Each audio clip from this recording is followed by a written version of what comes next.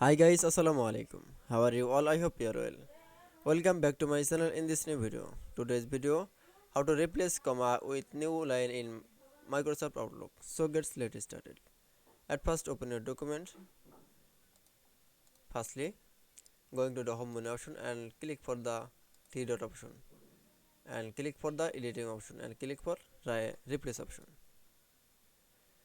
and navigation bar search is full stop button and second bar is red button is comma and then click for the replace all option.